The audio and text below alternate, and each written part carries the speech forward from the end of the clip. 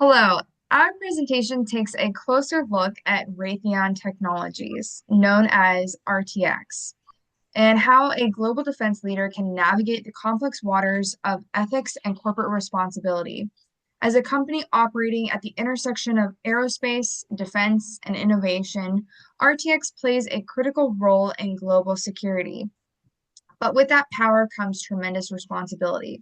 My name is Christine, and together my team and I will be guiding you through the company's identity and ethical framework to help us understand how it aligns, or at times misaligns, with its responsibilities.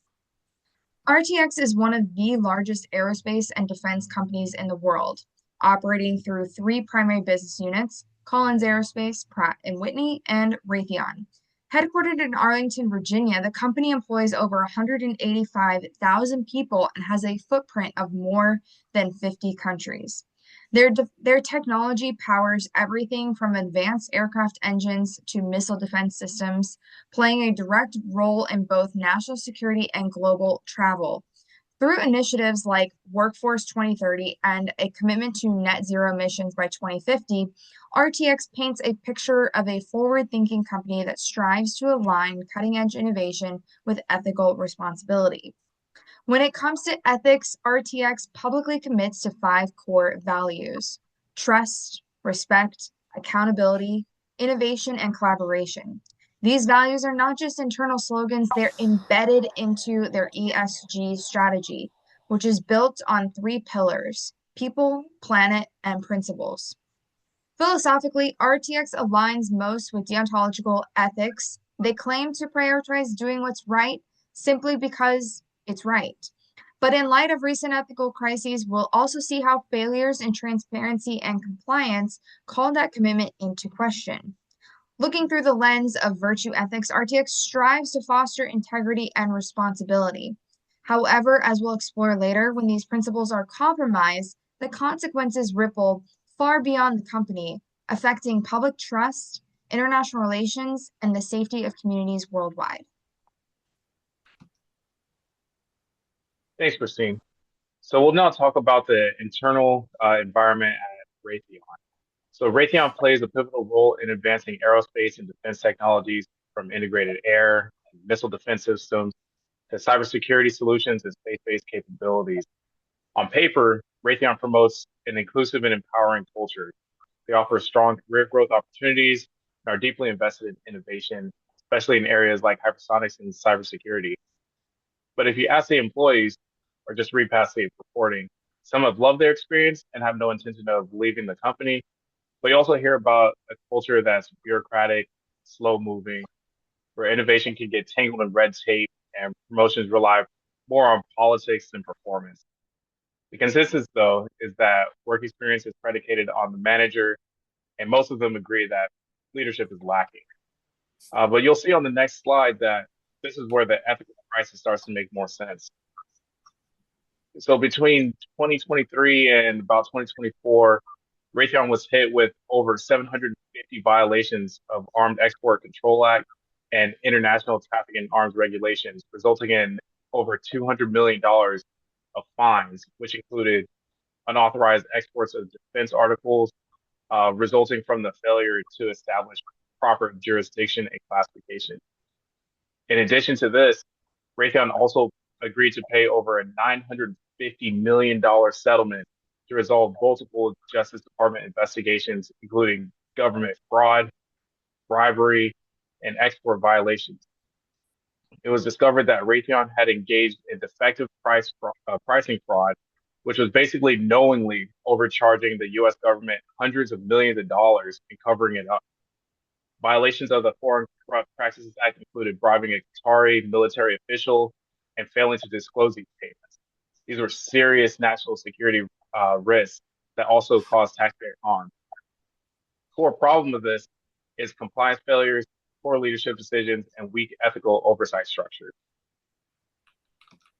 Thanks, Brandon. So who was affected by all of this? Using the stakeholder salience model, we can break it down into five key groups. First and foremost, we have the US government, which is both a customer and a regulator. This group holds all three elements of stakeholder salience. That would be power, legitimacy, and urgency.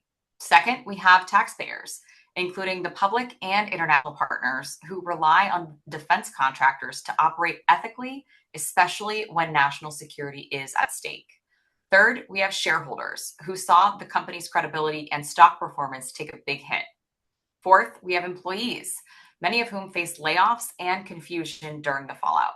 And finally, we have the general public, whose trust in defense contracting and government oversight is on the line. The good news is that RTX did respond. They installed a 3-year compliance monitor, upgraded training protocols, and made leadership changes. Whether this rebuilds stakeholder trust in the long term will depend on how consistently these changes are enforced. All right, thank you, and great breakdown, Hallie. So now let's look at how this crisis rippled across other areas of the company. So financially, RTX lost over $1 billion in settlements and compliance costs. That's money they couldn't invest in R&D or innovation. On the communication side of things, the company had to pivot toward accountability and trust. Marketing efforts were less about features of the company and more so about the values. HR had to implement new training and culture assessments. Meanwhile, research development slowed down, especially relating to international collaborations, which now require stricter legal reviews. On a macro level, this scandal contributed to stricter global regulations and defense contracting. At the industry level, it's prompted other companies to review their own compliance systems, and internally, RTX underwent a restructuring of leadership and adopted new reporting procedures. So in a way, this scandal didn't just change RTX, it helped reshape the industry as a whole. And next.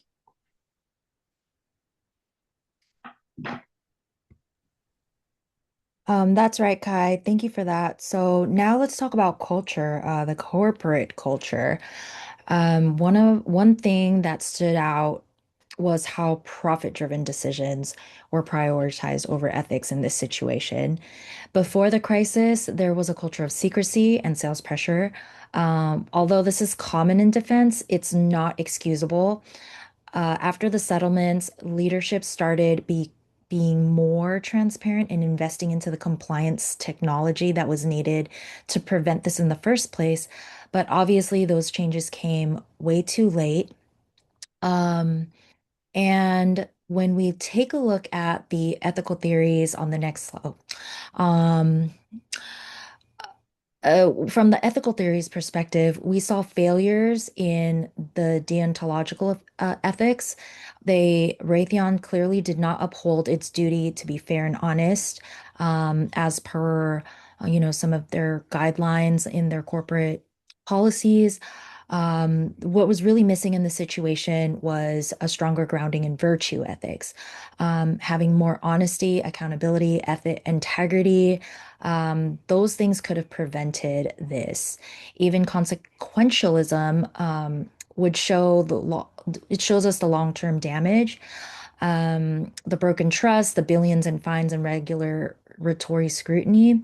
And when we take a look at what would have helped empowering the whistleblowers earlier, definitely more mandatory ethical reviews of the contracts before they get signed, and just plain honesty, creating a space where people can really speak up without fear. And to wrap things up, RTX is really a cautionary tale for how ethics can make or break a company. When profit is put above people and principles, the damage can be far-reaching and enormous, not just on a financial level, but also extreme damage to reputation, partnerships, and public trust. RTX now is trying to rebuild, and they've taken several steps to try to reform, but restoring faith requires more than policy. It takes cultural transformation, accountability, constant vigilance, and proactive implementation of the new culture and policies. As future leaders, whether it's in business, government, or service, we really have to hold the line on the ethics because once that trust is lost, it's really hard to get back.